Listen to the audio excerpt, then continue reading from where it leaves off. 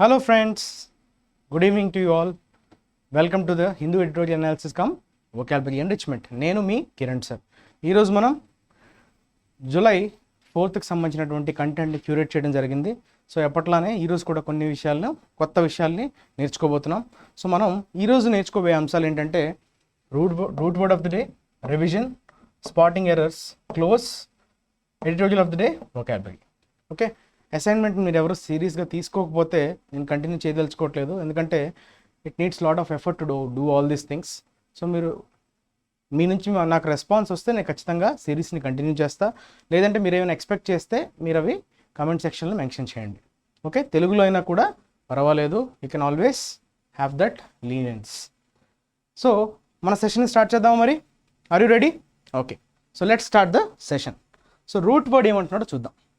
ఈరోజు root word దేనికి సంబంధించిందంటే ben or bon. Okay, so ben కానీ బాన్ కానీ ఎప్పుడైనా మీకు కనిపిస్తే ఆ రూట్ వర్డ్స్తో అసోసియేట్ అయినటువంటి వర్డ్స్ ఏంటి, ఆ రూట్కి మీనింగ్ ఏంటి, వాటి అదర్ ఫార్మ్స్ ఏంటి అన్నది మనం చూసే ప్రయత్నం చేద్దాం. సో బెన్ కానీ బాన్ కానీ మీకు ఎప్పుడైనా కనిపిస్తే what does that mean? So it indicate something is good. ఏంటమ్మా? So ben always indicates good అనమాట. ఓకే, మాల్ అని ఎప్పుడు మీకు కనిపించిన mal reflects bad. Okay, whereas your ben or bon reflects good అనమాట. సో ఇది చాలా ఇంపార్టెంట్, ఎందుకంటే ఈ రూట్తో అసోసియేట్ అయినవి చాలా వర్డ్స్ ఉంటాయి. సో ఆ వర్డ్స్లో ఖచ్చితంగా మనకి గుడ్ అన్నది రిఫ్లెక్ట్ అవుతుంది. సో మీరు జాగ్రత్తగా అబ్జర్వ్ చేస్తే మనకి ఇక్కడ కొన్ని వర్డ్స్ ఉన్నాయి కదమ్మా, అబ్జర్వ్ చేయండి. బెనైన్ అనే వర్డ్ వచ్చింది, బెన్. Benefactor, Ben.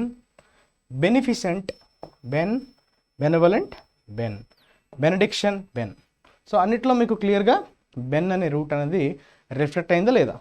ఇవన్నీ మీకు ఎస్ఎస్సి పాయింట్ ఆఫ్ వ్యూలో వన్ వర్డ్ సబ్స్టిట్యూట్స్లో అడిగే అవకాశం ఉంది. At the same time synonyms, యాంటోనిమ్స్గా కూడా మీకు వచ్చే ఛాన్స్ ఉంటుంది. అంటే రీడింగ్ కాంప్రహెన్షన్లో కూడా మీకు బ్యాంక్ ఎగ్జామ్స్, ఓకే, ఐబిపిఎస్ కావచ్చు, ఎస్బిఐ కావచ్చు.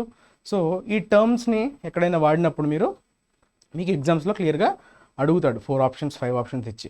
బ్యాంక్ ఎగ్జామ్ అయితే 5 ఆప్షన్స్, సిజిఎల్ అయితే సిజిఎల్ కావచ్చు, సిపిఓ కావచ్చు, సిహెచ్ఎస్ఎల్ కావచ్చు, ఎస్ఎస్సి రిలేటెడ్ ఎగ్జామ్స్లో 4 ఆప్షన్స్ ఉంటాయి.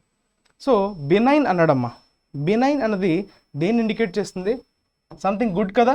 యాక్చువల్గా బినైన్ అంటే something which is harmless. Okay, ఏదైతే హాని తలపెట్టదో దాన్నే మనం ఏమంటాం? బెనైన్ అంటాం. యూజువల్గా మనం మెడికల్ కాంటెక్స్ట్లో మాట్లాడుకుంటే బెనైన్ ట్యూమర్స్ అంటారు. బెనైన్ ట్యూమర్ అంటే అర్థం ఏంటి? అంటే ఆ ట్యూమర్ అంతా ప్రాణాంతకం కాదు, అంత హానికరమైంది కాదు. మరి హానికరమైంది ఏంటి? మెలైన్ అంటాం దాన్ని. అనుకున్నాం కదా, మాల్ రిఫ్లెక్ట్స్ బ్యాడ్ అని. So మెలైన్ is exactly opposite of benign. Benign is harmless, మెలైన్ is harmful. Okay, so అక్కడ మీకు క్లియర్గా ఆ పర్టికులర్ రూట్స్ యొక్క మీనింగ్స్ ఏవైతే ఉన్నాయో అవి రిఫ్లెక్ట్ అవుతున్నాయి కదా, క్లియర్గా అర్థమైంది కదా. So that is about benign, something which is harmless. దీన్ని మనం యాడ్జెక్టివ్గా తీసుకోవచ్చు. Okay, so it is always associated with some noun, అందుకే అది యాడ్జెక్టివ్ అయింది. తర్వాత చూడండి, బెనిఫాక్టర్ అన్నాడు. బెనిఫాక్టర్ అన్నది ఒక నౌన్గా తీసుకోవచ్చు. ఇంకా స్పెసిఫిక్గా చెప్పాలంటే కామన్ నౌన్గా దీన్ని మనం అర్థం చేసుకోవచ్చు. ఇంతకీ బెనిఫాక్టర్ అంటే ఏంటి సార్ అంటే, who does benefaction, one who does benefaction, one who does benefaction అంటాం. అంటే సార్ బాగుంది సార్, ఇదేదో బెనిఫాక్టర్ అని అడిగితే మళ్ళీ బెనిఫాక్షన్ అంటున్నారు ఏంటి అంటే, బెనిఫాక్టర్ అన్నది పర్సన్, ఒక పర్సన్ని ఇండికేట్ చేస్తుంది. అందుకే మనం దాన్ని కామన్ నౌన్గా తీసుకున్నాం. కామన్ నౌన్ ఒక పర్సన్ని కదా, బేసిక్గా ఆ క్వాలిటీస్ ఉండే పర్సన్ని మనం అంటాం కదా. సో అందుకే అది కామన్ నౌన్ అయింది. ఇంతకీ బెనిఫాక్షన్ అంటే ఏంటి? బెనిఫాక్షన్ అంటే డూయింగ్ సమ్ గుడ్ వర్క్. అంటే లెండింగ్ మనీ కావచ్చు, lending money to the poor. Or patronise అంటారా తెలుసమ్మా?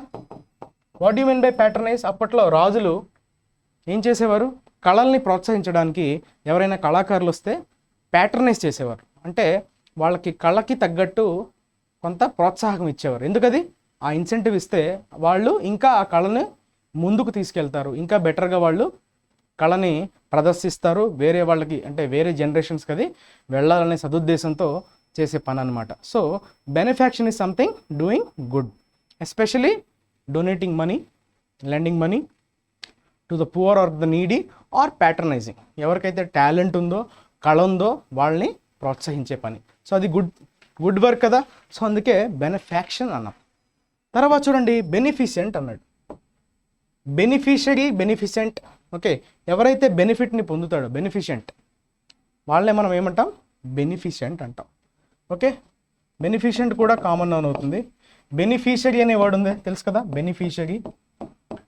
బెనిఫిషరీ అంటే ఎవరంటే జనరల్గా లబ్ధిదారులు అంటాం కదా. ఒక స్కీమ్కి రిలేటెడ్ కానీ ఏదైనా గవర్నమెంట్ స్కీమ్ వచ్చిందనుకోండి, ఆ లబ్ధిని పొందే వాళ్ళని మనం ఏమంటాం? బెనిఫిషరీస్ అంటాం కదా. So ben is something good, దాన్ని పొందేవాళ్ళు, ఆ లబ్ధిని తీసుకునే వాళ్ళని మనం బెనిఫిషరీస్ అంటాం. Okay, so that is beneficent. తర్వాత బెనెవలెంట్ అన్నాడు. Benevolent is refers to again అన్నీ ఇవి పాజిటివ్ యాడ్జెక్టివ్సే కదమ్మా, వాటి నౌన్ ఫామ్ ఏంటవుతుందంటే బెనవలెన్స్ అవుతుంది. That is the noun form of benevolent. Benevolence అంటే అర్థం ఏంటి? కైండ్ అనమాట. Kindness noun form, kind adjective form. Kind అనొచ్చు, జనరస్ అనొచ్చు. Okay, one who is generous అంటే అర్థం ఏంటి? వెరీ కైండ్, చాలా దయాగుణం కలిగిన అని చెప్తాం కదా. సో వాళ్ళే మనం ఏమంటాం? Benevolent. Ashoka is a benevolent king అంటాం, అంటే బాగా దయాగుణం కలిగిన అని చెప్తారు కదా. So that is your benevolent. మరి బెనడిక్షన్ ఏంటి సార్? డిక్షన్ అంటే అర్థం ఏంటమ్మా? డిక్షన్ అంటే స్పీచ్ ఆర్ వర్డ్స్ కదా. సో బేసిక్గా బెనడిక్షన్ అంటే గుడ్ వర్డ్స్, అంటే యూజువల్గా ఒక బ్లెస్సింగ్, దీవెనలు మనం ఏమిటి? మంచివా చెడ్డవా? ఖచ్చితంగా మంచిని రిఫ్లెక్ట్ చేస్తాయి కదా. So benediction refers to ION కాబట్టి నౌను. సో ఏమనొచ్చు మనం? విషెస్ అనొచ్చా? ఐ మీన్ బ్లెస్సింగ్స్ అంటాం కదా, బ్లెస్సింగ్స్ అంటాం. బెనడిక్షన్ అంటే blessing. Okay, so good words. దీవెనలో ఎప్పుడు మనకి మంచివే ఉంటాయి కదా. సో ఒకరికి మంచి జరగాలని కోరుకునేవే దీవెనలు కాబట్టి బెనడిక్షన్ని మనం అనొచ్చు. So this is all about today's root word. అర్థమైంది కదమ్మా. సో ఆ రూట్ వర్డ్తో రిఫ్లెక్ట్ అయ్యి బాన్ కూడా సార్ మరి బాన్ అన్నారు, బాన్తో వర్డ్స్ ఏం కనబడట్లేదని మీరు అడగచ్చు. సో బాన్ వయాజ్ అనొచ్చు. మీరు ఎప్పుడైనా అబ్జర్వ్ చేయండి, మీరు ఎప్పుడైనా ట్రిప్కి వెళ్తున్నారు అనుకోండి ఎక్కడికైనా, ఓకే, వేరే ట్రిప్కి వెళ్ళేటప్పుడు మీకు కామెంట్స్లో ఏం పెడతారు? బాన్ వయాజ్ అని అంటాడు. ఎందుకు? So they are wishing you happy journey. So happy journey అని చెప్పేటప్పుడు బాన్ వయాజ్. బాన్ ఎపెటైట్ విన్నారా? APPTIT, ఎపెటైట్. బాన్ ఎపెటైట్ అంటే ఫుడ్ని బాగా ఎంజాయ్ చేయండి.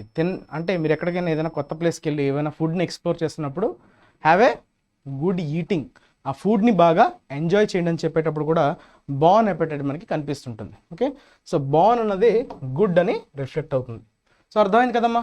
That is all about word of the day, I mean root word of the day. So next we will move on to the next session. ఆ next session ఏంటి? Revision. So నిన్న మనం ఎడిటోరియల్లో నేర్చుకున్నటువంటి వర్డ్స్ని ఒక్కసారి పునశ్చరణ చేసుకుందాం. పునశ్చరణ ఎందుకు చేసుకోవాలంటే వర్డ్స్ చాలా ఎక్కువ కాబట్టి మనకి ఫ్రీక్వెంట్గా మర్చిపోయే అవకాశం ఉంటుంది. సో ఎవరైతే ఈ సెషన్ని లాస్ట్ సెషన్ నిన్నటి క్లాస్ వినుండరో వాళ్ళు దయచేసి వెనక్కి వెళ్ళి ఒకసారి క్లాస్ విని అప్పుడు ఇది ట్రై చేయండి. లేదంటే చూసిన వాళ్ళు ఒకసారి వీడియోని పాజ్ చేయండి, మీకు మీరుగా ట్రై చేయండి. Okay, so let's start our discussion. ఫస్ట్ది ఏమంటాడంటే కంటెస్టబుల్ అన్నాడు. ఓకే, కంటెస్టబుల్ అంటే అర్థం ఏంటమ్మా? నేను ఎడిటోరియల్లో వచ్చింది కదా, డేటా అన్నది ఖచ్చితంగా ఎక్కడ కూడా నాన్ కంటెస్టబుల్ అన్నాడు. అంటే ఎక్కడ కూడా డిబేట్ చేయడానికి కానీ క్వశ్చన్ చేయడానికి అవకాశం లేదు. అంటే it is very clear, very essential. The significance of data అని స్టార్ట్ అయింది. ఇఫ్ యూ కెన్ రికలెక్ట్, నిన్న మనం నేర్చుకున్నటువంటి ఎడిటోరియల్లో వచ్చింది కదా వెరీ ఫస్ట్ లైన్లోనే. సో నాన్ కంటెస్టబుల్ అన్నాడు అంటే ఎక్కడ కూడా డిబేట్కి కానీ క్వశ్చన్కి కానీ తావు లేకపోవటం, దట్ ఈస్ కాల్డ్ నాన్ కంటెస్టబుల్. ఇక్కడ తావు ఉండడం అంటే కంటెస్టబుల్ అవుతుంది. సో ABLE కనిపిస్తుంది కాబట్టి ఖచ్చితంగా ఏమవుతుంది? యాడ్జెక్టివ్ అవుతుంది. అంతేనా కదా? సో మీరు జాగ్రత్తగా అబ్జర్వ్ చేస్తే ఏమవుతుందమ్మా? Capable of being challenged or questioned. దాన్ని ఛాలెంజ్ చేయడానికి కానీ క్వశ్చన్ చేయడానికి అవకాశం ఉండేదాన్ని మనం కంటెస్టబుల్ అంటాం. అవకాశం లేకపోతే నాన్ కంటెస్టబుల్. సో నిన్న నాన్ కంటెస్టబుల్ అని వచ్చింది, నేను దాన్ని కంటెస్టబుల్గా అడగడం జరిగింది. క్లియర్? చర్లిష్ అన్నాడు. ఇది కూడా నేను ఎడిటోరియల్ నేర్చుకుంటున్న సందర్భంలో మనకు వచ్చింది కదా. అంటే ఒకరిని డేటాని మనం ఎక్స్క్లూడ్ చేయడం, డిజేబుల్డ్ పర్సన్స్ గురించి మాట్లాడేటప్పుడు వాళ్ళు చేస్తున్నటువంటి సర్వేలో వాళ్ళని ఎగ్జామ్ చేస్తున్నారు కదా. ఆ సర్వేలో వాళ్ళని డిజేబుల్డ్ అంటే ఎస్పెషల్లీ మన వికలాంగుల్ని ఎగ్జామ్ చేయడం అనేది చాలా చర్లిష్ చర్యగా మెన్షన్ చేయబడింది. చర్లిష్ అంటే అక్కడ అర్థం ఏంటి? వాళ్ళని తక్కువగా చూడటం. Okay, that is called your churlish. CHURLISH. దాన్ని మనం చర్లిష్ అంటాం కదా. అంటే వారి డిటెస్టబుల్ అనొచ్చా? ఏమని నేర్చుకున్నామమ్మా నిన్న? చర్లిష్కి ఒక నెగటివ్ వర్డ్గా మనం నిన్న నేర్చుకోవడం జరిగింది. ఓకే, వారిని చులకనగా చూడటం అనే సందర్భంలో చర్లిష్ అనేది వాడతాం. సో ఖచ్చితంగా ఆన్సర్ ఏమవుతుంది? Rude, unfriendly or unpleasant. Okay, G will be your correct meaning.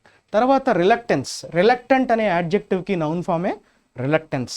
అంటే వెన్ యు ఆర్ అన్విల్లింగ్ అంటాం కదా, మీకు అయిష్టత ఉండడం. దేనిపైన అయితే అయిష్టత ఉంటుందో దాన్ని మనం రిలక్టెన్స్ అంటాం. You are not willing to obey that, you are not willing to do that. So that is called your reluctance. Reluctant అనేది adjective form, reluctance is your noun form. మరి చూడండి ఏమవుతుంది answer. Answer should be unwillingness or disinclination. చూసారా? Inclination అంటే మీకు ఇష్టం ఉండడం, disinclination అంటే అయిష్టం. So obviously answer will be A. తర్వాత రీజాయిస్ అంటే మీరు చాలా హ్యాపీగా ఫీల్ అవ్వడం కదా. రీజాయిస్ ద మూమెంట్ అంటాం కదా. So fell or show great joy or delight. చాలా హ్యాపీనెస్ని మీరు పొందడాన్ని మనం ఏమంటాం? రీజాయిస్ అంటాం కదా. అది ఒక యాక్షన్ని తెలిపేది కాబట్టి అది వర్బ్ అవుతుంది. కాన్స్పిక్యూయస్ చాలాసార్లు ఎగ్జామ్స్లో అడిగాడమ్మా, దీన్ని మీరు స్టార్ మార్క్ పెట్టుకోండి. కాన్స్పిక్యూయస్ అంటే ఇట్స్ వెరీ ట్రాన్స్పరెంట్, అంటే ఇట్స్ వెరీ క్లియర్ అని చెప్పడం. ఏదైనా మీకు క్లియర్గా విజిబుల్గా ఉంది, హేజీగా లేదు, క్లౌడీగా లేదు, స్పష్టంగా కనిపిస్తుంది అని చెప్పే సందర్భంలో వాడే పదమన్నే కాన్స్పిక్యూయస్ అంటారు. దాని నౌన్ ఫామ్ ఏమవుతుంది? కాన్స్పిక్యూయస్నెస్. నెస్ అనే ఒక సఫిక్స్ని మీరు యాడ్ చేస్తే అది నౌన్గా ట్రాన్స్ఫార్మ్ చెందుతుంది. క్లియర్ అమ్మా? కాన్స్పిక్యూయస్. ఓకే, ఆ డేటా ఎప్పుడైతే ఎలిమినేట్ చేశారో క్వశ్చనర్, డిజేబుల్డ్ పర్సన్స్కి సంబంధించినటువంటి క్వశ్చన్ రిమూవ్ చేయడం అనేది చాలా క్లియర్గా కనిపిస్తుంది పాత దాంతో ఇప్పుడున్న సర్వేతో కంపేర్ చేసుకుంటే అని నిన్న మనం ఎడిటోరియల్లో నేర్చుకోవడం జరిగింది కదా. సో కాన్స్పిక్యూయస్ అనేది ఏమవుతుంది? ఇప్పుడు ఆన్సర్ చూడండి. Clearly visible or very noticeable. So C statement is your correct meaning. తర్వాత కాంట్రసెప్షన్, ఐఓఎన్ సఫిక్స్ కదా, అంటే అది నౌన్ అవుతుంది. కాంట్రసెప్షన్ అంటే గర్భాన్ని నిరోధించడం, గర్భం రాకుండా చేసే చర్యనే మనం కాంట్రసెప్షన్ అంటాం. కాంట్రసెప్టివ్ పిల్స్ అంటారు, తెలుసు కదా. కాంట్రసెప్టివ్ పిల్స్ వాడటం వల్ల ఓకే గర్భాన్ని రాకుండా ఆపడం, నిరోధించడం కదా. So that is your contraception. అయితే నిన్న సర్వే చేసే సందర్భంలో కొన్ని ఫ్యాక్టర్స్ని డిస్కస్ చేయడం జరిగింది కదా. సో అందులో ఇది కూడా వచ్చింది కదా మనకి. ఏ ఫ్యాక్టర్స్ని కన్సిడర్ చేస్తారు? వాళ్ళని ట్రైన్ చేసి, ఫీల్డ్ జాబ్లో పనిచేస్తున్నటువంటి వ్యక్తుల్ని ట్రైన్ చేసి చాలా డీటెయిల్స్ని ప్రజల దగ్గర నుంచి కలెక్ట్ చేసుకోవాల్సినటువంటి అవసరం ఏదైతే ఉందో అందులో వాళ్ళు కన్సిడర్ చేయాల్సినటువంటి ఫ్యాక్టర్స్లో ఇదొకటి కదా. సో ఆ సందర్భంలో మనకి ఇది వర్డ్ వచ్చిందనమాట కదా. If you can recollect, answer ఏమవుతుందమ్మా? The use of various methods intended to prevent a women becoming pregnant, that is contraception. Okay, contra is opposite. Okay, inception అంటే బర్త్, కాంట్రసెప్షన్ అంటే దాన్ని ఆపేయటం. ఓకే, ఆపోజిట్ ఆఫ్ బర్త్ అంటే you are preventing someone from becoming pregnant. Prevalent అన్నాడు. ప్రివలెంట్కి noun ఫామే prevalence. Prevalence అంటే బాగా వ్యాప్తిలో ఉంది అని చెప్పే సందర్భంలో ప్రివలెన్స్ అంటాం కదా. సో సంథింగ్ ఈజ్ ఇన్, చూడండి ఆన్సర్ ఏమవుతుంది? The fact of something existing or happening often, that is called prevalence. Okay, F will be your correct meaning. Supposition కదా, ఐఓఎన్ అంటే ఇది కూడా నౌన్ అవుతుంది. సపోజ్ అంటే ఏంటి? మీరు ఇమాజిన్ చేసుకోవడం, అంటే అది నిజం అవ్వాలని గ్యారంటీ లేదు. So when you suppose something means when you imagine something. Supposition అంటే ఇమాజినరీకి సంబంధించింది. అంటే చూడండి, belief held without proof or certain knowledge, and assumption or hypothesis. అది కేవలం ఇమాజినరీ టర్మ్స్లో, అంటే ప్రాక్టికల్గా కాదు, ఒక రకంగా మీరు థియరిటికల్ అనుకోవచ్చు దాన్ని. ఓకే, ప్రూఫ్ ఏమీ లేకుండా ఒక సర్టెన్ నాలెడ్జ్ ఉండడాన్నే మనం ఎజంప్షన్ కానీ హైపోథెసిస్ కానీ అంటాం. So that is your supposition. B minutiae, ఇది మనం అనుకున్నాం కదా, మైనర్ డీటెయిల్స్ అనుకున్నాం. చాలా సూక్ష్మమైనటువంటి డీటెయిల్స్ని మనం చెప్పే సందర్భంలో వాడే పదాన్నే మైన్యూషియా అంటాం. ఓకే, మైన్యూట్ డీటెయిల్స్ అంటాం కదా, minute means very very small. So minutiae అంటే ఏమవుతుంది ఆన్సర్ చూడండి అమ్మా, the small, precise or trivial. Trivial అంటే అంత ఇంపార్టెంట్ కాదు, ఇన్సిగ్నిఫికెంట్ అంటాం కదా. Trivial is something not that much significant, that is called your trivial. Okay, so precise small details of something is your minutiae. So H will be your correct meaning. Hitherto అన్నాడు అంటే ఇప్పటి వరకు, అంటే ఇది ఒక adverb అవుతుందమ్మా. Okay, అంటే ఈ టైం వరకు, టిల్ నౌ అనొచ్చు కదా. సో ఇప్పటి వరకు అని చెప్పే సందర్భంలో హిథర్టో అనే వర్డ్ని వాడతాం. So until now or until a particular time, that is called your hitherto. Okay, these are all the words that we have discussed yesterday, especially in the editorial analysis. Editorial నేర్చుకున్నటువంటి words. సో వాటిని ఒక్కసారి meanings మనం బాగా revise చేసేసాం కదా, right. So ఎవరైతే వీడియోని పాజ్ చేసుకున్నారో వాళ్ళు ఒకసారి ఆన్సర్స్ని చెక్ చేసుకోవచ్చు. Next we will move on to our spotting errors.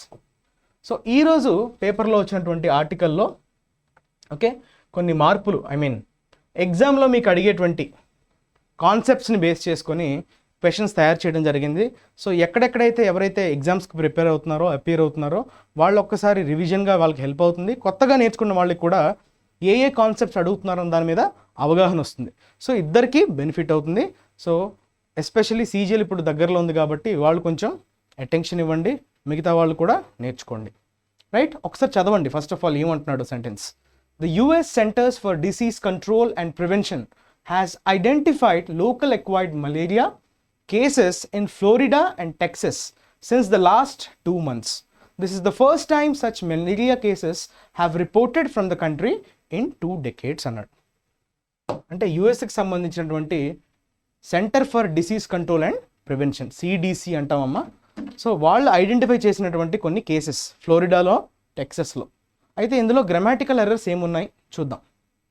మీరు జాగ్రత్తగా అబ్జర్వ్ చేస్తే ఐడెంటిఫై, ఓకే ఐడెంటిఫైడ్ బాగానే ఉంది, వర్బ్ కదా, హ్యాజ్ ఐడెంటిఫైడ్ వచ్చింది కదా, ఓకే. అంటే ప్రజెంట్ పర్ఫెక్ట్. అక్కడ మనకి స్పెషల్గా మనకి టైంని ఎక్కడ మెన్షన్ చేయలేదు కాబట్టి మనం ప్రజెంట్ పర్ఫెక్ట్లో ఎక్స్ప్రెస్ చేయొచ్చు. అది ఆల్రెడీ మనం డిస్కస్ చేయడం జరిగింది. ఇక్కడ ప్రాబ్లం ఏమొచ్చిందంటే ఎక్వైర్డ్ మలేరియా. మలేరియా అన్నది నౌన్ అనుకుంటే ఎక్వైర్డ్ ఏమవుతుంది, యాడ్జెక్టివ్ అవుతుంది. సో యాడ్జెక్టివ్ని క్వాలిఫై చేసేది యాడ్వర్బ్ అవుతుంది. మరి లోకల్ అన్నది యాడ్జెక్టివ్ కదా, సో అప్పుడు సరిపోతుందా? అక్కడ సింటాక్స్ ఎర్రర్. సింటాక్స్ ఏం రావాలి, యాడ్వర్బ్ ఉండాలి యాడ్జెక్టివ్కి ముందు. అంటే ఏం రావాలి, మనం ఎల్వై యాడ్ చేస్తే సరిపోతుందా లేదా? So locally acquired malaria, that will be the correct. So దయచేసి వీడియోని పాజ్ చేసుకొని మీరు ఒకసారి ట్రై చేయండి, తర్వాత ఆన్సర్ని చెక్ చేసుకోండి. Okay, that is the first error that we have identified and we have rectified that. Next we will move on to the next error. Okay, ఎప్పుడైనా జాగ్రత్తగా గుర్తుంచుకోండి, 2 months అన్నాడు కదా, ఇది ఒక పీరియడా, స్పెసిఫిక్ పాయింట్ ఆఫ్ టైమా, పీరియడ్ ఆఫ్ టైమా? Period of time. So ఎప్పుడైనా సిన్స్ వాడాలంటే, సిన్స్ అనే ప్రిపోజిషన్ వాడాలంటే ఖచ్చితంగా ఏముండాలమ్మా, పీరియడ్ ఆఫ్ టైమా, పాయింట్ ఆఫ్ టైమా? పాయింట్ ఆఫ్ టైం ఉండాలి. మరి ఎక్కడేముంది, పీరియడ్ ఉంది. ఓకే, పాయింట్ ఆఫ్ టైం అంటే ఎగ్జాక్ట్గా మనం పిన్ పాయింట్ చేయటం. ఓకే, అంటే 1985, 1997 అని స్పెసిఫిక్గా డేట్ని మెన్షన్ చేసేటప్పుడు మనం సిన్స్ వాడతాం. అదే 2 weeks, 3 weeks, 2 years, 3 years వాటిని మనం పీరియడ్ ఆఫ్ టైం అంటాం. So since is incorrect. Okay, for అనొచ్చు, ఫర్ ద ఆర్ ఇన్ అనొచ్చు, ఓకే ఏదైనా పర్లేదు, but since is incorrect. That should be noted. తర్వాత చూడండి, this is the first time such malaria cases have reported. ఇప్పుడు have reported అంటే అర్థం ఏంటి, మలేరియా కేసెస్ రిపోర్ట్ చేశారా? హ్యావ్ రిపోర్టెడ్ అంటే అర్థం ఏమొస్తుంది, మలేరియా కేసెస్ రిపోర్ట్ చేశాయా, మలేరియా కేసెస్ రిపోర్ట్ అయ్యాయా? రిపోర్ట్ అయ్యాయి కదా, అంటే ఎవరో రిపోర్ట్ చేశారు అంటే హ్యావ్ బీన్ పాసివ్ ఫామ్లో ఉండాలి. సో ఒక్కోసారి ఏం చేస్తారంటే సెంటెన్స్ ప్యాసివ్లో ఉండదని యాక్టివ్లో పెడతాడు, మీరు దాన్ని ఐడెంటిఫై చేయగలగాలి.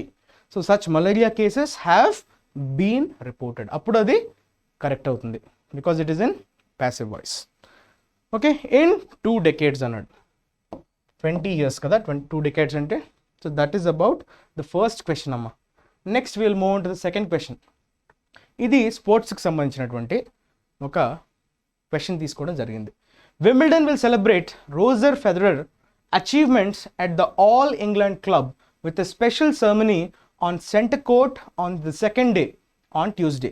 The 8 times champion who announced his retirement last September will visit the scene of some of his greatest triumph and be honored before the start of the play. అంటే all time great కదా Roger Federer, స్విట్జర్లాండ్కి చెందినటువంటి tennis ఆటగాడు. మీ అందరికి బాగా తెలుసు కదా. Is very very popular, one of the గ్రేటెస్ట్గా ఆయన్ని మనం గుర్తిస్తాం because he is 8 times champion, especially Wimbledon. So అతన్ని సత్కరించడానికి వీళ్ళు కొన్ని ప్లాన్స్ చేస్తున్నారు, అదే అక్కడ రిఫ్లెక్ట్ అవుతుంది. ఓకే, మీరు జాగ్రత్తగా అబ్జర్వ్ చేయండి అమ్మా. వింబిల్డన్ విల్ సెలబ్రేట్, ఓకే బాగానే ఉంది. రోజర్ ఫెడరర్ అచీవ్మెంట్స్, జాగ్రత్తగా అబ్జర్వ్ చేయండి. అచీవ్మెంట్స్ కదా, ఎవరి అచీవ్మెంట్స్? ఇక్కడ రోజర్ ఫెడరర్ యొక్క అచీవ్మెంట్స్ అంటే మీకు యొక్క అనే ఏదైతే ఉందో అది అక్కడ మిస్ అయింది. Roger Federer noun, achievements noun అంటే అక్కడ పొసెసివ్ కేస్ మీరు యాడ్ చేయాలి. అంటే అప్పుడు ఏం చేయాలి? ఖచ్చితంగా ఎఫస్ట్రోఫ్ పెట్టాలి. ఓకే, అంటే రోజర్ ఫెడరర్ యొక్క అచీవ్మెంట్స్, రోజర్ ఫెడరర్ అచీవ్మెంట్స్ అంటే అది రాంగ్ అవుతుంది. So that is the very first error. తర్వాత ఎర్రర్ చూడండి, on the second day on Tuesday the 8 times champion అన్నాడు. ఎప్పుడైనా మీకు ఆల్రెడీ చెప్పాను ఏమని, మీకు ఎప్పుడైనా ఒక నౌన్ ఫ్రేజ్ కనిపిస్తే ఆ నౌన్ ఫ్రేజ్లో ఏముంటుంది? యాడ్జెక్టివ్ ఉంటుంది, యాడ్జెక్టివ్ ముందు నౌన్ ఉంటుంది, నౌన్కి ముందు యాడ్జెక్టివ్ ఉంటుంది. ఇప్పుడు మన ఛాంపియన్ మీరు అబ్జర్వ్ చేస్తే ఇది నౌన్ అవుతుంది, ఇది యాడ్జెక్టివ్ అవుతుంది. ఈ రెండింటిని కలిపే మనం నౌన్ ఫ్రేజ్ అంటాం. ఓకే, ఫ్రేజ్ అంటే ఏంటమ్మా? It's a group of words కదా, group of words without a verb. అయితే దీన్ని మనం నౌన్ ఫ్రేజ్గా ఎందుకు అన్నాం? బికాస్ ఆర్టికల్ ఉంది కాబట్టి. సో ఇది నౌన్ ఫ్రేజ్ అయింది కదా. మరి నౌన్ ఫ్రేజ్లో ఉండే వర్డ్స్ ఏవైతే ఉన్నాయో వాటి పార్ట్స్ ఆఫ్ స్పీచ్ ఏంటి? ఇది నౌను, అది యాడ్జెక్టివ్. యాడ్జెక్టివ్ ఎప్పుడైనా ప్లూరల్ అవుతుందా? అవ్వదు. అంటే 8 times ఛాంపియన్ అనాలి, 8 times ఛాంపియన్ అనకూడదు. హీ వన్ 8 times, అది కరెక్ట్. బట్ ఛాంపియన్తో వాడేటప్పుడు 8 times ఛాంపియన్ అనాలి. దీని మీద మీకు క్వశ్చన్స్ ఫ్రేమ్ చేస్తాడు ఎగ్జామ్లో. సో దాన్ని దృష్టిలో పెట్టుకొని ఈ కాన్సెప్ట్ మీద మీకు క్వశ్చన్స్ అడుగుతున్నాడు కాబట్టి దీంట్లో మనం ఎర్రర్ని పెట్టడం జరిగింది. తర్వాత చూడండి, సమ్ అన్నాడు. సమ్ అన్నది ప్లూరల్తో అసోసియేట్ అయినటువంటి యాడ్జెక్టివ్ కదా. సో సమ్ అంటే ప్లూరల్ రావాలి. గ్రేటెస్ట్ ట్రియంఫ్ అన్నాడు. ట్రియంఫ్స్ అంటే victories. Okay, triumph refers to victory కదా. సో గ్రేటెస్ట్ ట్రియంఫ్స్, చాలా గొప్పగా గెలిచినటువంటి విజేతగా తను అవతరించినటువంటి ఇవేవైతే ఉంటాయో మ్యాచెస్ ఏవైతే ఉంటాయో వాటిని ఒకసారి గుర్తు చేసే ప్రయత్నం చేయడం. ఓకే, తను సెప్టెంబర్లో రిటైర్మెంట్ ప్రకటించడం జరిగింది. ఆ సందర్భంలో అతన్ని గౌరవించడానికి వింబిల్డన్ వాళ్ళు ప్లాన్స్ చేస్తున్నారు. క్లియర్? థర్డ్ వన్ చూడండి, it will be fair to say that many of us have been looking forward for the monsoon this year, eager to put behind us one of the hottest summer ever on record. With each passing year, India has been experiencing more and more instances of severe heat waves, render these months more and more dreadful. అంటే monsoon కోసం మనం ఎంత పరితపిస్తున్నాం అనే విషయాన్ని ఇంకోసారి ఇక్కడ ప్రస్ఫుటంగా కనిపిస్తుంది. చాలా వేడిగా మనం ఈ వేడి వాతావరణంలో బాగా విసిగిపోయాం కదా. మాన్సూన్ కోసం చాలా ఆతృతగా వెయిట్ చేస్తున్నాం కదా. సో దాన్ని బేసిస్ చేసుకునే ఈ సెంటెన్స్ అనేది ఇవ్వడం జరిగింది. ఇట్ విల్ బి ఫెయిర్ అంటే చాలా సమంజసం అంటాం కదా. ఫెయిర్ అంటే సమంజసం అనే మీనింగ్ అక్కడ రిఫ్లెక్ట్ అవుతుంది. Many of us have been looking forward. చూడండి లుకింగ్ ఫార్వర్డ్ అనే ఫ్రేజ్ ఎప్పుడు వచ్చినా కూడా మీరు ప్రిపోజిషన్ ఏంటమ్మా? Looking forward to. ఫర్ అనేది incorrect preposition. Always you say I'm looking forward to meeting you, I'm looking forward to watching you, I'm looking forward to ఏదైనా add చేయండి. కానీ అక్కడ లుకింగ్ ఫార్వర్డ్ టు రావాలి. That is the fixed preposition with looking forward. ఆ phrase అన్నది fixed అనమాట. For అన్నది incorrect. Okay, eager to put behind us one of the one of the తర్వాత ఏం రావాలమ్మా, ఖచ్చితంగా ప్లూరల్ నౌన్ రావాలి. వన్ ఆఫ్ ద హాటెస్ట్, ఇది యాడ్జెక్టివ్ కదా, సో ఇది నౌన్, సో సమ్మర్స్ రావాలి. అంటే ఇప్పటి వరకు రికార్డులో అదే హాటెస్ట్ సమ్మర్, అంటే మనకి లాస్ట్ సమ్మర్, దాన్ని ఉద్దేశించి అంటున్నాడు. ఈగర్ టు పుట్ బిహైండ్, అంటే దాన్ని ఎంత త్వరగా వీలైతే అంత త్వరగా దాన్ని వదిలించుకోవాలని చూస్తున్నారు. తర్వాత చూడండి, more instances of severe heat waves render అన్నాడు. ఇక్కడ చూసారా, ఇది వర్బ్ అవుతుందా, కామా వచ్చింది కదా, అంటే this is giving extra information. అంటే ఇది ఏమవుతుంది, పార్టిసిపల్ ఫ్రేజ్. పార్టిసిపల్ ఫ్రేజ్ అంటే మనకేం రావాలి, V1 ప్లస్ ING, అంటే V4 అంటాం కదా సింపుల్గా. సో రెండరింగ్ రావాలి. Rendering these months more and more dreadful, అంటే causing, making these months. Rendering అంటే ఇక్కడ మీనింగ్ ఏం రిఫ్లెక్ట్ అవుతుంది, making these months more and more dreadful. చాలామందిని బలిగొంది. డ్రెడ్ఫుల్ అంటే అర్థం ఏంటి, చావుని తెచ్చేది, రైట్. సో అంత సివియర్గా ఉందని చెప్పడానికి ఆ పదం వాడతాం, డ్రెడ్ఫుల్ అని. డ్రెడ్ఫుల్ డిసీజ్ అంటారు, అంటే that becomes death, that makes us reach death, that is your dreadful అమ్మ. నెక్స్ట్ క్లోజ్ టెస్ట్ చూద్దాం, రైట్. ఇవన్నీ ఈరోజు పేపర్లో వచ్చినటువంటి డేటాని మనం క్యూరేట్ చేసినటువంటి కంటెంట్ అనమాట. సో దయచేసి దీని మీద ఫోకస్ చేయండి. సో ఏమంటున్నాడు, గ్రీడ్ఫ్లేషన్ అనే ఒక కాన్సెప్ట్ గురించి ఏదో మాట్లాడుతున్నాడు. సో దానికి సంబంధించినటువంటి మనకి ఒక 10 బిట్స్ ఉన్నాయి. సో ఆ 10 ఫిల్లర్స్ని మనకి ఇచ్చినటువంటి 10 ఆప్షన్స్ ఏవైతే ఉంటాయి, అంటే ఆన్సర్స్ అన్నీ ఇక్కడే ఉన్నాయి. సో ఏది సూటబుల్ అన్నది మీరు చెక్ చేసుకోవాలి, okay. So greedflation dash to price inflation dash by corporate greed for high profits. Progressives in the US have accused corporate dash as a major reason for the historically high price inflation in the US dash, the pandemic. The dash of the idea of greedflation dash that corporate profit margins have dashed significantly since the pandemic, even though the larger economy has struggled and it has contributed to high inflation. They dash that the US corporations have allegedly increased the prices of their goods by more than what was necessary to dash for higher input costs caused by supply chain dash. మీరు జాగ్రత్తగా observe చేస్తే ఇది ఎకానమీకి సంబంధించినటువంటి ఆర్టికల్గా మనకి కనిపిస్తుంది, right. So గ్రీడ్ఫ్లేషన్ అనే ఒక కాన్సెప్ట్ గురించి ఏదో ఇక్కడ డిస్కషన్ అంతా జరుగుతుంది కదా. సో గ్రీడ్ఫ్లేషన్ అంటే ఏంటి, మన జనరల్గా ఇన్ఫ్లేషన్ తెలుసు, డీఫ్లేషన్ తెలుసు, డిజిన్ఫ్లేషన్ కూడా తెలుసు, కానీ గ్రీడ్ఫ్లేషన్ అనే టర్మ్ ఇదేదో కొంచెం ఇంట్రెస్టింగ్గా ఉంది కదా. సో ఒకసారి చూద్దాం. గ్రీడ్ఫ్లేషన్ డాష్ టు ఎప్పుడైనా ఇలా వచ్చింది అనుకోండి, సబ్జెక్ట్ వచ్చింది మనకి, నెక్స్ట్ ఇమీడియట్గా వర్బ్ రావాలి. రెండు గ్రీడ్ఫ్లేషన్ గురించి చెప్తున్నాడు కాబట్టి దీన్ని మనం జనరల్ టర్మ్గా తీసుకోవాలి కదా. సో జనరల్ కాంటెక్స్ట్ అంటే సింపుల్ ప్రెజెంట్ టెన్స్లోనే ఉండాలి మన వర్బ్, అంటే డిఫైన్ చేస్తున్నాడు కాబట్టి. అంటే ఖచ్చితంగా ఇది సింగులర్ కాబట్టి మన వర్బ్కి ఎస్ కానీ ఈఎస్ కానీ ఉండాలి, అది బేసిక్ అనమాట.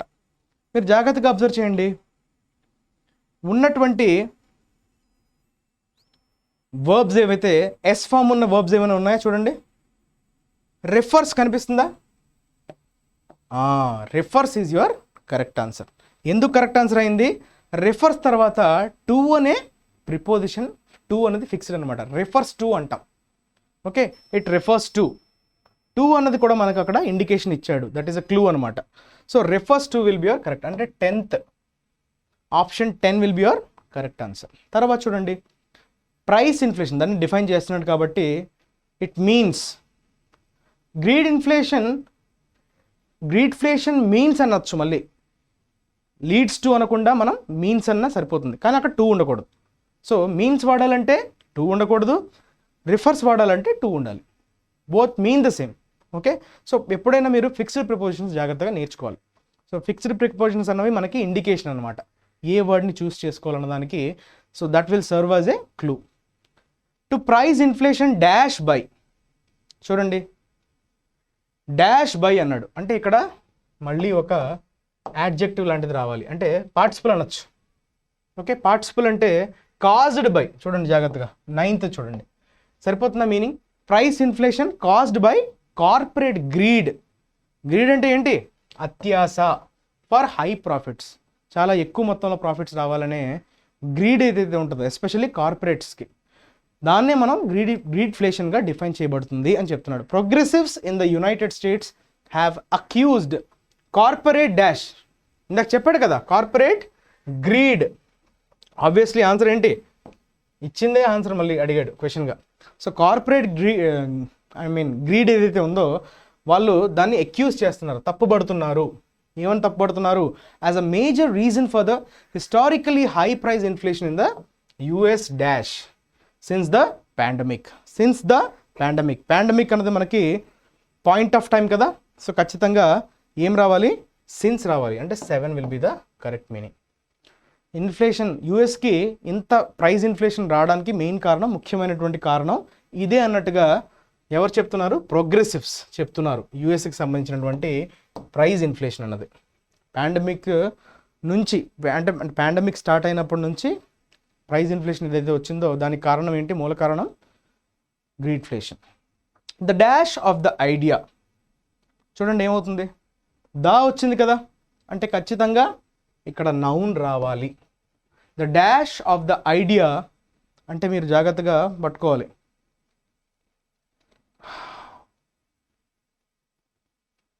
దా వచ్చింది, ఓకే. ద ప్రపోనెంట్స్ చూసారా, నౌన్ ఫామ్. ప్రపోనెంట్స్ అంటే ఎవరమ్మా? ఎవరైతే సపోర్ట్ చేస్తారో, ఓకే, అంటే దాన్ని సమర్థించే వాళ్ళని మనం ఏమంటాం? ప్రపోనెంట్స్ అంటాం, ఓకే. అయితే ఆ ఐడియాని సమర్థించే వాళ్ళని proponents of greed inflation dash that. Dash అంటే ఇక్కడ కూడా V1 రావాలి, ఎందుకంటే ఇది సాధారణమైన statement, okay. Idea of green inflation dash that అంటే ఇక్కడ ఏదో ఒక వాళ్ళు సపోర్ట్ చేసుకోవడానికి ఒక యాక్షన్ని వాడాలి. ఆ సపోర్ట్ చేయడానికి వీలున్నటువంటి యాక్షన్ ఇక్కడ ఏముంది? జాగ్రత్తగా అబ్జర్వ్ చేస్తే ఆర్గ్యూ అనొచ్చా? ఎందుకంటే ఆల్రెడీ నెగిటివ్ చెప్పేశాడు కాబట్టి దాన్ని డిఫెండ్ చేసే ప్రయత్నం, కాబట్టి ఆర్గ్యూ అనేది కరెక్ట్గా సరిపోతుంది. V1 కదా, argued. So argue will be your first form. That corporate profit margins have dash significantly since the pandemic. ఖచ్చితంగా ఏమైంది? ప్రాఫిట్ మార్జిన్స్ ఏమైంటాయమ్మా? పెరిగాయా, తగ్గాయా? చూడండి, హ్యావ్ తర్వాత V3 రావాలా లేదా? సింపుల్, ప్రజెంట్ పర్ఫెక్ట్ కదా. Has or have plus V3 అంటే V3 ఇక్కడ ఏముంది? జాగ్రత్తగా చూడండి, ఏదైనా V3 కనిపిస్తుందా మనకి? రైజన్ కదా. సో హ్యావ్ రైజన్ సిగ్నిఫికెంట్లీ సరిపోతుంది, మిగతా ఆప్షన్స్లో లేదు కదా. సో దాన్ని బట్టి మనం దీన్ని 4గా మనం తీసుకోవచ్చు, అవునా కదా? So that will be your correct answer. So 4 is the correct answer. Even though the larger economy has struggled and this has contributed to high inflation. The dash that మళ్ళీ దే వచ్చింది అంటే సబ్జెక్ట్, మళ్ళీ V1 verb రావాలి. Verb ఇక్కడ ఏముంది? V1 కదా. They compensate that అనాలా? కాదు. దే కంటెంట్ దట్, ఆక్షేపించారు. ఏమని? that the US corporation have allegedly increased the prices of their goods by more than what was necessary to తర్వాత మళ్ళీ V1 compensate to for higher input cost caused by supply chain bottlenecks. ఇది సరిపోయింది 1. అంటే supply chain యొక్క అవరోధాలు. Bottle next అంటే అక్కడ ఏంటి? ఆపడానికి ప్రయత్నించేవి, వాటిని మనం బాటిల్ నెక్స్ అంటాం. మీరు ఎప్పుడైనా వాటర్ని బాటిల్ ద్వారా ఇలా వంపే ప్రయత్నం చేస్తే ఏమవుతుంది? అక్కడ అబ్స్ట్రక్షన్ జరుగుతుంది కదా. నెక్ దగ్గర ఏమవుతుంది? బాటిల్ అంతా బల్జ్గా ఉంటుంది, కానీ నెక్ దగ్గరికి వచ్చేసరికి అబ్స్ట్రక్షన్ వస్తుంది కదా. సో ఒక ఫ్లోని అబ్స్ట్రక్ట్ చేయడానికి చెప్పే సందర్భంలో మనం బాటిల్ నెక్స్ అనే పదాన్ని వాడతాం, ఓకే. అవరోధం, okay. It is creating some kind of abstraction అని చెప్పడం, రైట్. సో ఎవరైతే ఆన్సర్స్ చేశారో వాళ్ళు ఒకసారి చెక్ చేసుకోండి. With this we have completed hour cloze test. తర్వాత ఈరోజు ఎడిటోరియల్ ఆఫ్ ద డే. దేని గురించి ఎడిటోరియల్ డిస్కస్ చేయబోతున్నాడు ఏంటి ఒకసారి టైటిల్ చూద్దాం, సబ్ హెడింగ్ కూడా చూద్దాం. దాంతో మనకి ఓవరాల్గా ఒక ఐడియా అనేది జనరేట్ అవుతుంది. క్లియరింగ్ ద వాటర్ అన్నాడు, ఓకే. దేన్ని క్లియర్ చేయాలి? వాటర్ అంటున్నాడు. ఎందుకు క్లియర్ చేయాలి, దేనికి కాంటెక్స్ట్లో మాట్లాడుతున్నాడు అనేది మనకి ఇంకా క్లారిటీ రావాలంటే ఒకసారి సబ్ హెడ్డింగ్ చూసే ప్రయత్నం చేద్దాం. India must give a bigger push to scheme to deliver portable water అన్నాడు. పోర్టబుల్ అంటే అర్థం ఏంటమ్మా? చాలామంది కన్ఫ్యూజ్ అవుతారు. పోర్టబుల్ వేరు, పోర్టబుల్ వేరు. Portable means something which is fit for drinking, తాగేటందుకు అనువుగా ఉండేది. Okay, which is safe, especially safe అనమాట. సేఫ్ ఫర్ డ్రింకింగ్ అనే దాన్ని మనం ఏమంటాం, పోర్టబుల్ వాటర్ అంటాం. ఓకే, ఎడిబుల్ అంటారు చూసారా. ఎడిబుల్ అంటే అర్థం ఏంటి? Edible is something related to eating అనమాట. If something is fit for eating, those we call as ఏమని అంటామమ్మా, ఎడిబుల్ అంటాం. Okay, edible, portable. Portable is fit for drinking and edible is fit for eating అనమాట. So ఖచ్చితంగా India must అంటున్నాడు కదా, must అంటే ఖచ్చితంగా అని చెప్పడం. బిగ్గర్ పుష్ అంటే ఇంకొంచెం ఎఫర్ట్స్ పెట్టాలి. Bigger push to scheme to deliver portable water, safe drinking water మరిన్ని అంటే ఇంకా ఎక్కువ మందికి అందజేసేలాగా ఎఫర్ట్స్ పెట్టాలి. ఓకే, ఎందుకు అంటున్నాడు, ఏ కాంటెక్స్ట్లో మాట్లాడుతున్నాడు అన్నది, ఎడిటర్ అన్నది ఎందుకు ఈ ఒపీనియన్ని ఎక్స్ప్రెస్ చేశారన్నది మనం ఎడిటోరియల్ చదివితే కానీ మనకి క్లారిటీ రాదు. ఓకే, సో ఏదో కాంటెంపరీ ఇష్యూ మీద మనకి ఎడిటోరియల్ ఉంటుంది కాబట్టి ఏదో ఒక సర్వే కానీ సమ్ రిపోర్ట్స్ రావడం వల్ల కానీ ఏవో స్టాటిస్టిక్స్ బాగాలేకపోవడం కానీ, అంటే అచీవ్ చేయాల్సినటువంటి గ్రోత్ని కానీ అచీవ్ చేయాల్సినటువంటి టార్గెట్ని కానీ మనం ఇంకా అచీవ్ చేయకపోతే కొంచెం ఎడిటర్ ఏం చేస్తారు, మనకి క్రిటికల్గా దాన్ని విమర్శించే ప్రయత్నం, అంటే సద్విమర్శ అంటారు కదా, అంటే దాన్ని తప్పు పట్టినట్లే, అంటే నెగిటివ్ పాయింట్స్ని ఎత్తి చూపే ప్రయత్నం చేస్తూనే సొల్యూషన్స్ని చెప్పడం అనమాట. సో అదేంటో చూద్దాం. యాక్సెస్ టు పోర్టబుల్ వాటర్ అన్నాడు కదా, నేను ఒకసారి జూమ్ అవుట్ చేస్తానమ్మా, చూడండి జాగ్రత్తగా. పారాగ్రాఫ్ కొంచెం పెద్దగా ఉంది. So I'm trying to make it fit in to the స్క్రీన్లో కరెక్ట్గా ఫిట్ అయ్యేటట్టు చేస్తున్నాను. Okay, I think this will be fine. Yeah, so access to portable tap water is a basic necessity. ఇది అందరికీ తెలిసిన విషయమే. అంటే సేఫ్ డ్రింకింగ్ వాటర్ అన్నది మనకి అదొక బేసిక్ నెసెసిటీ, అందరికీ అవసరమైనటువంటి విషయం అనమాట. ఓకే, నెసెసిటీ అది. హౌఎవర్ ఆఫ్ ద రఫ్లీ 25 crore, రఫ్లీ అంటే అక్కడ అప్రాక్సిమేట్లీ అని అర్థం, 25 crore house holds in India, 2016 గణాంకాలని దృష్టిలో పెట్టుకొని ఆయన చెప్తున్నటువంటి స్టాటిస్టిక్స్ అనమాట ఇవి. 25 కోట్ల గృహాలు, okay, house holds in India, a tap water connection that delivers 55 liters per capita every day of potable water is a rarity in most of rural India అంటున్నాడు. అంటే ఒక పర్ క్యాపిటా అంటే అక్కడ అర్థం ఏంటి, పర్ హౌస్ హోల్డ్కి 55 లీటర్స్ అన్నది జనరల్గా అవసరం అంట. కానీ ఆ టార్గెట్ ఏదైతే ఉందో, ఆ ఈక్వేషన్ ఏదైతే ఉందో, అది ఇప్పటికీ కూడా డెలివర్ చేయలేకపోతున్నాం మనం, ఎస్పెషలీ రూరల్ ఏరియాస్లో.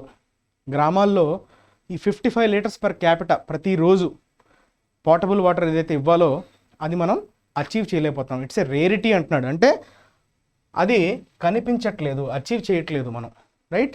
ఆ స్టాటిస్టిక్స్ చాలా important. 55 litres per capita. India accounts for about 19.5 crore house holds.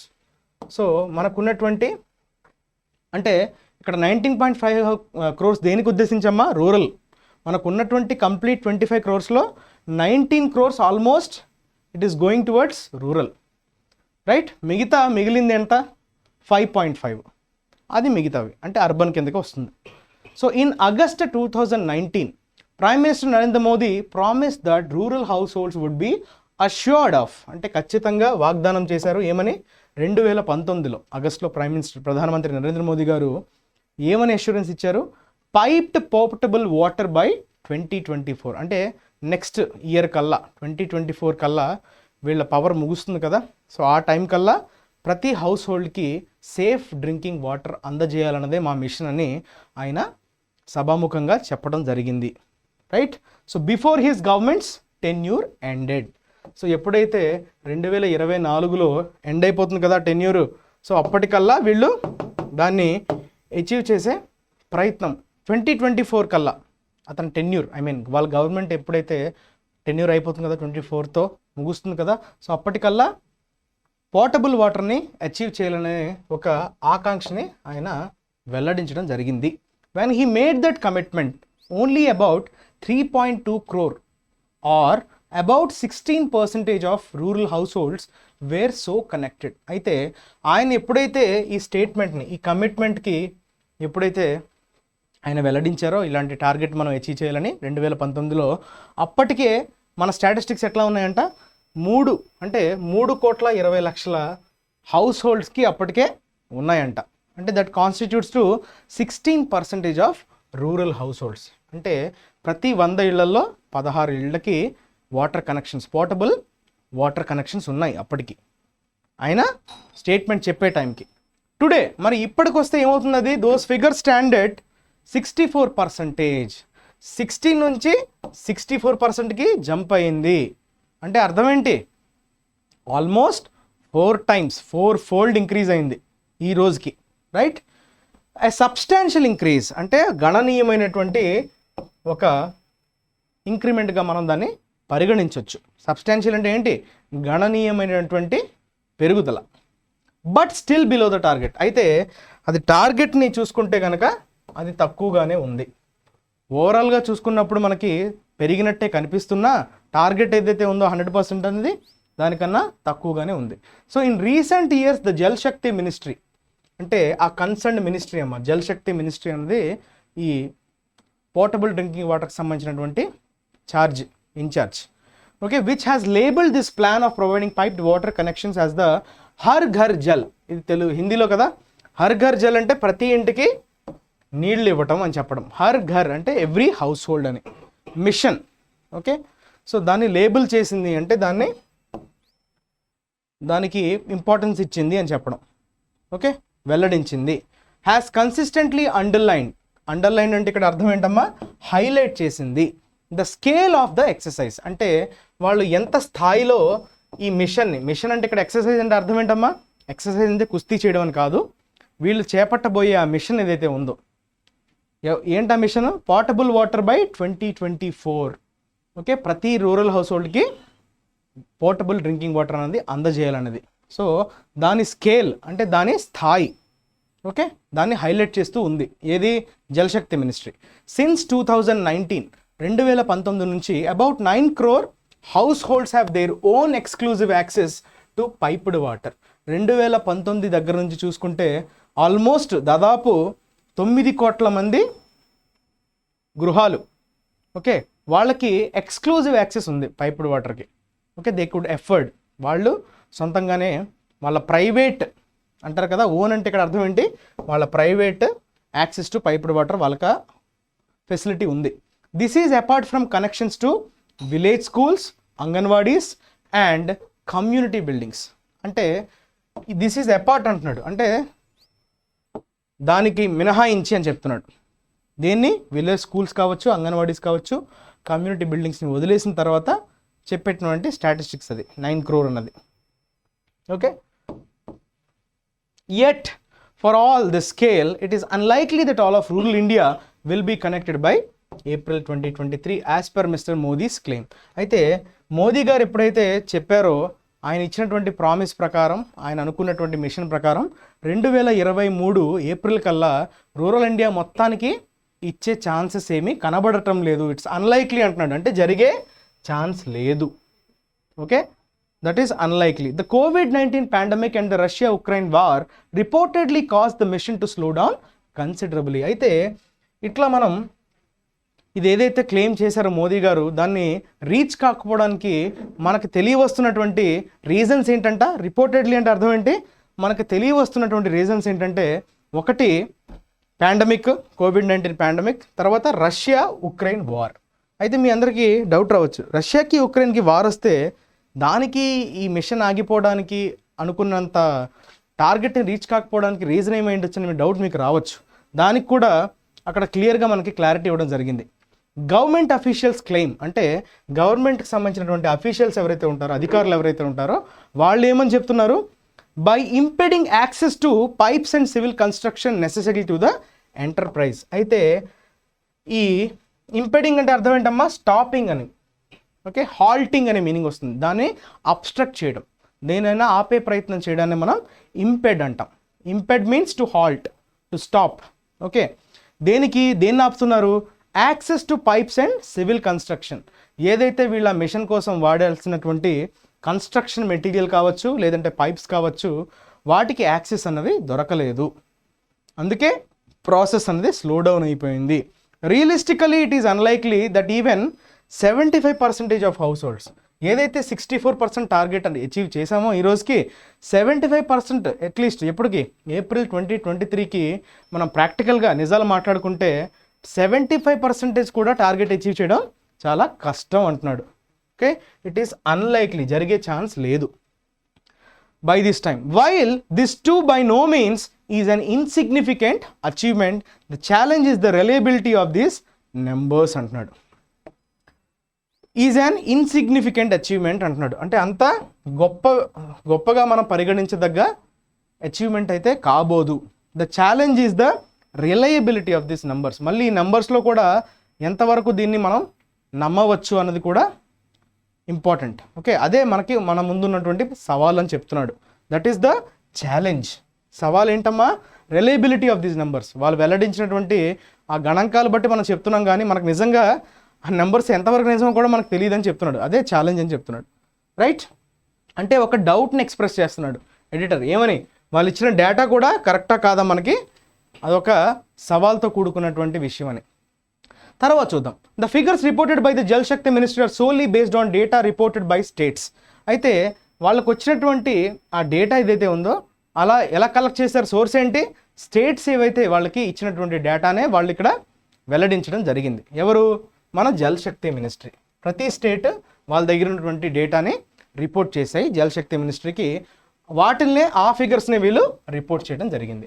One proxy that presents a discouraging picture is the number of villages that have been certified as Har Ghar Jal or having all houses fully connected. అయితే ఒక్కటైతే problem ఉంది. One proxy that presents a discouraging picture, అంటే something ఒక ఈ మిషన్కి అనుకూలంగా లేకపోవడం, ప్రతికూలంగా ఉంది. ఏంటది? Number of villages. ఆ నెంబర్ అన్నది చాలా కలవరపరిచినట్లుగా ఉంది.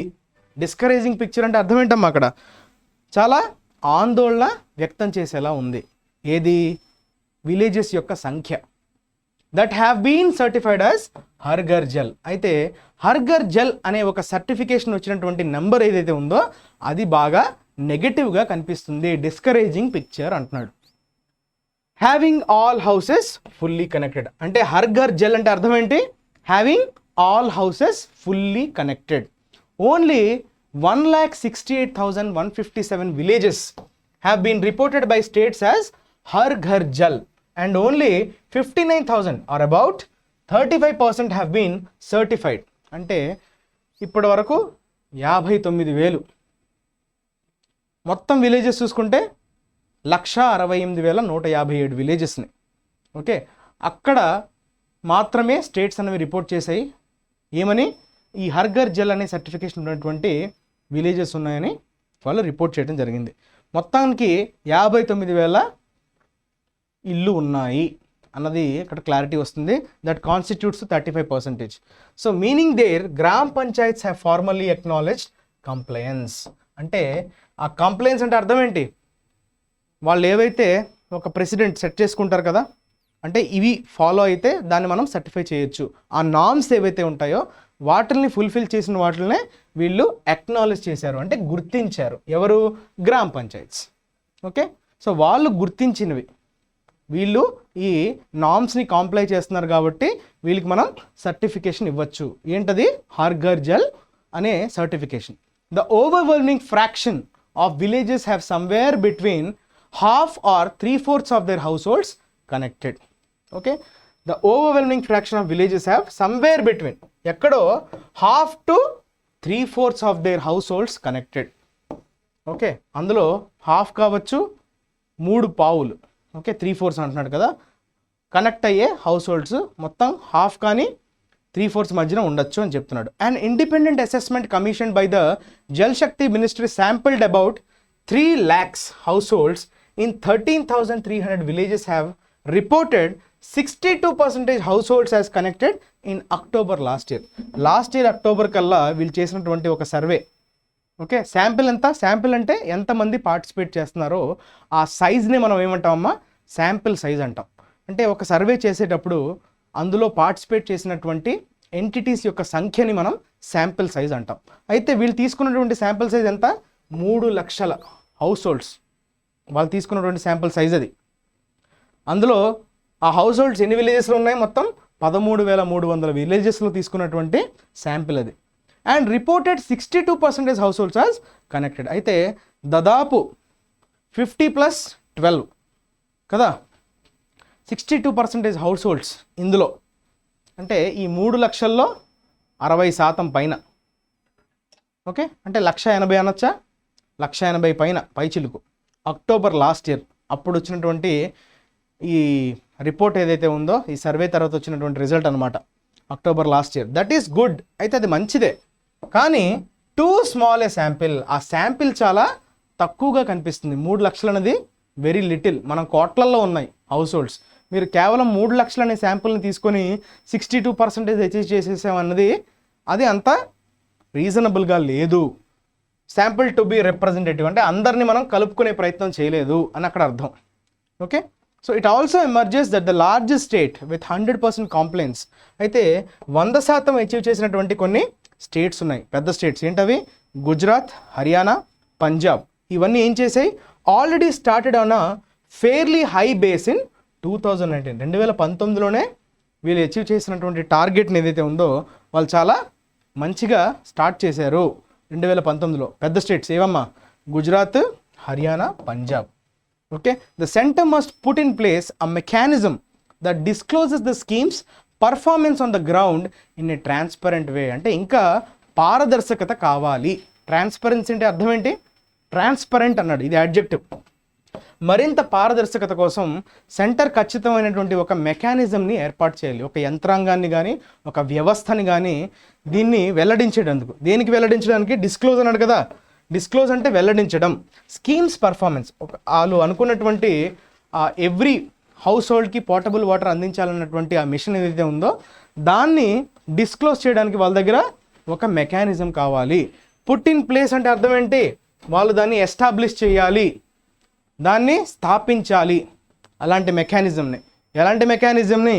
That discloses the schemes performance. Scheme యొక్క పర్ఫార్మెన్స్ని మనకి ట్రాన్స్పరెంట్గా, ఓకే, అంటే క్లియర్గా, పారదర్శకంగా మనకి వెల్లడించే విధంగా, అంటే గ్రౌండ్లో ఏం జరుగుతుందన్నది క్లారిటీగా చూపించేటువంటి మెకానిజంని ఖచ్చితంగా ఎస్టాబ్లిష్ చేయాల్సినటువంటి అవసరం సెంట్రల్ గవర్నమెంట్ మీద ఉంది అని చెప్తున్నాడు. చూసారా, స్టాటిస్టిక్స్ ప్రకారం మనకు అర్థమవుతుంది ఏంటి? ఇంకా మనం అచీవ్ చేయలేదు. వాళ్ళు ఆ డేటాని కూడా స్టేట్ సబ్మిట్ చేసే కాబట్టి వీళ్ళు యాజ్ ఇట్ ఈస్గా దాన్ని ఫార్వర్డ్ చేస్తున్నారు. అందులో ఎంత రిలయబుల్లో కాదో అన్నది కూడా క్వశ్చనబులే, అది కూడా ఒక ఛాలెంజే అని చెప్పడం కూడా జరిగింది. So that is all about today's article. So అర్థమయ్యాయి కదమ్మా డిస్క్లోజెస్. ఓకే, సో టోన్ ఇప్పుడంతా ప్యాసేజ్ అంతా ఎట్లా ఉంది? మొత్తం స్టాటిస్టిక్స్తో, అంటే ఇన్ఫర్మేటివ్ అనొచ్చు. ఆర్టికల్ అంతా ఇన్ఫర్మేషన్తో నిండి ఉంది కదా, స్టాటిస్టిక్స్తో, డేటాతో కూడినటువంటి ఇన్ఫర్మేషన్. సో ఇందులో మనకి లాస్ట్ వర్డ్లో కూడా అంత క్రిటికల్గా ఏం లేదు. ఓకే, జస్ట్ ఫ్యాక్ట్స్ అనేవి అక్కడ ఏంటి మన ముందు తీసుకొచ్చే ప్రయత్నం చేశారు ఎడిటర్. నెక్స్ట్ చూద్దామమ్మా, వొకాబులరీ ఆఫ్ ద డే.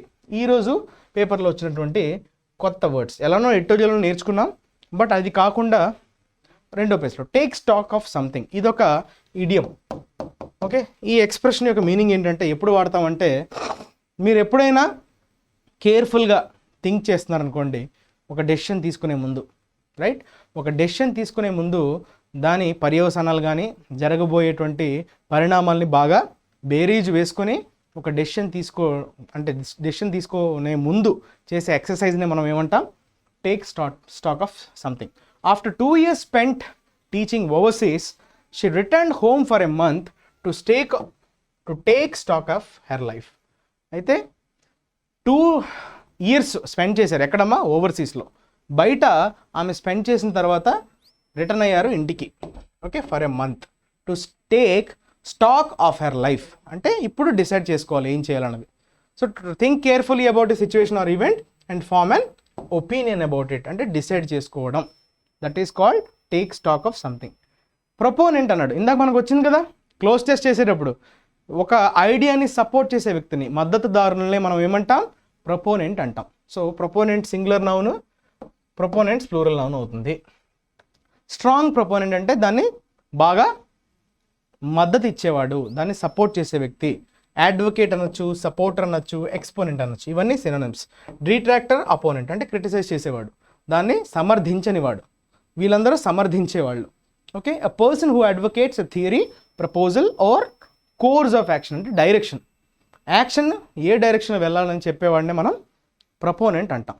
తర్వాత చూడండి, కాస్ట్ అ షాడో అన్నాడు.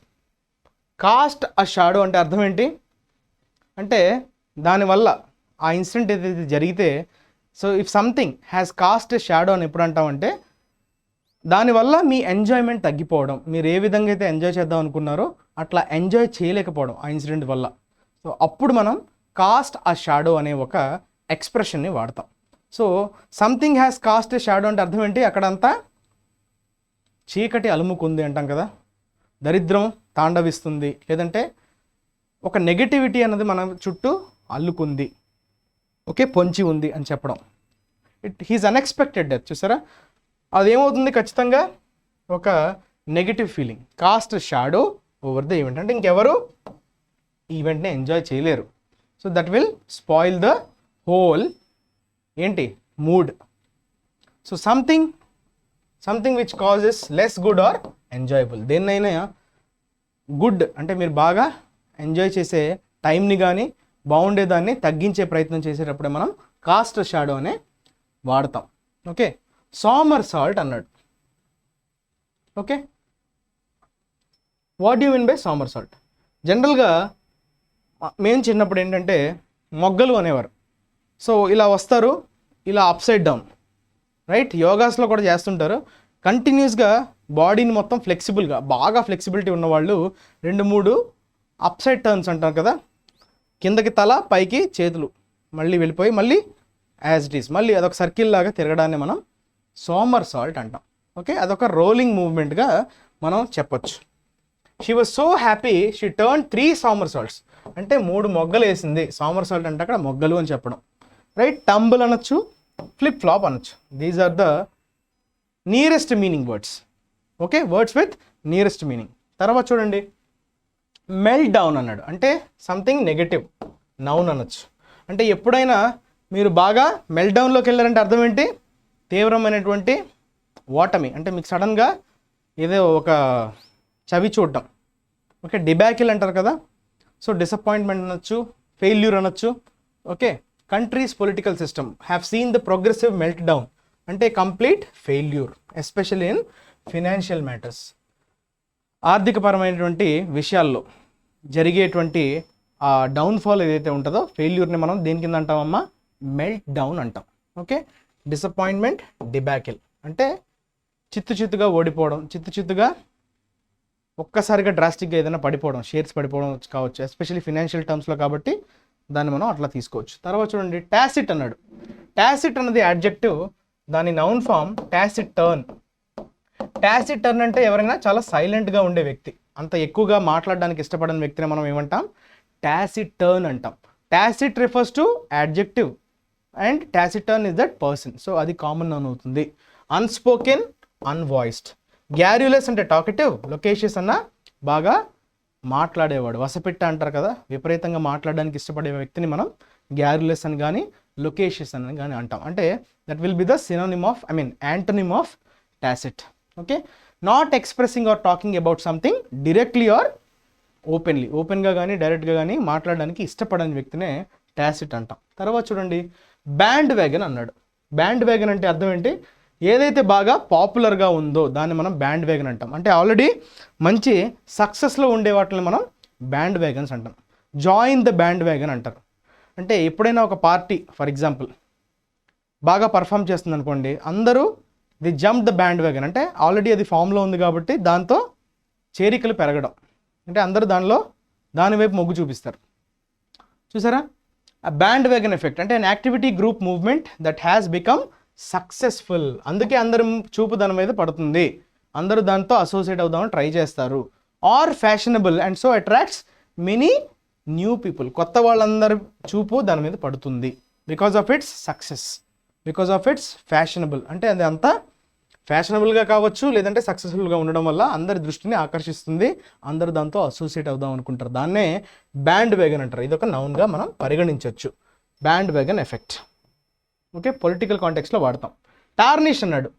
టార్నిష్ అంటే దేన్నైనా మనం కళావిహీనం చేయడం, అంటే వాళ్ళకు ఉన్నటువంటి రెప్యుటేషన్ని డ్యామేజ్ చేయడం కావచ్చు, కలర్ పాడైపోవడం. టార్నిష్ అంటే బేసిక్గా డ్యామేజ్. ఓకే, ఇది వర్బ్గా తీసుకోవచ్చు. కలర్ పోవడం, ఓకే, లేదంటే రెప్యుటేషన్కి మచ్చ, కళంకం అంటారు కదా, ఆ కళంకం కలిగించేదాన్నే టార్నిష్ అంటారు. సో డిస్కలర్ ఆర్ స్టెయిన్, మరక కదా, మచ్చ అంటాం కదా, కళంకం. సో ఆ కళంకమే మనకి ఇక్కడ టార్నిష్. సో దాన్ని వర్బ్గా వాడతాం కాబట్టి బ్రైట్ అండ్ పాలిష్, ఉన్నదాన్ని మరింత మెరుగు చేయడం. ఓకే, మెరుగులు దిద్దడం, దట్ ఈస్ పాలిష్. ఉన్నదాన్ని చెడగొట్టడం, that is your stain. So tarnish కవి సినోనిమ్స్, యాంటోనిమ్స్ అవుతాయి. To make people think that someone or something less good, అంటే దానికి ఉండాల్సినటువంటి స్థాయి కన్నా దాన్ని తక్కువ చేసి చెప్పడం, దట్ ఈస్ టార్నిష్. ఓకేనమ్మా. So with this we have completed today session. ఈ రోజుతో మనం సక్సెస్ఫుల్గా మన సెషన్ని కంప్లీట్ చేయడం జరిగింది. ఎవరెవరికి ఏది అవసరమో, బిగినర్స్ అయితే వాళ్ళకి కావాల్సిన వాళ్ళు తీసుకోవచ్చు, ప్రిపేర్ అవుతున్న వాళ్ళు, ఆల్రెడీ ఎగ్జామ్స్కి రెడీ అవుతున్న వాళ్ళు క్లోజ్ టెస్ట్, తర్వాత ఈరోజు వచ్చినటువంటి ఎర్రర్స్ చూడండి, ఎడిటోరియల్లో కూడా మనం కవర్ చేసినటువంటి వర్డ్స్ని జాగ్రత్తగా పరిశీలించండి. సో ఈ సెక్షన్ని మీరు మరింత అడ్వాంటేజ్గా తీసుకోవడానికి మీరు మీ ఫ్రెండ్స్తో దీన్ని షేర్ చేయండి. ఛానల్ని సబ్స్క్రైబ్ చేయకపోతే సబ్స్క్రైబ్ చేయండి. Okay, thank you for being with me through out the video. Next క్లాస్లో మరిన్ని కొత్త విషయాలతో మీ ముందుకు వచ్చే ప్రయత్నం చేస్తా. అంతవరకు stay tune to IACE. Take care, all the best. Your Kiran sir signing off.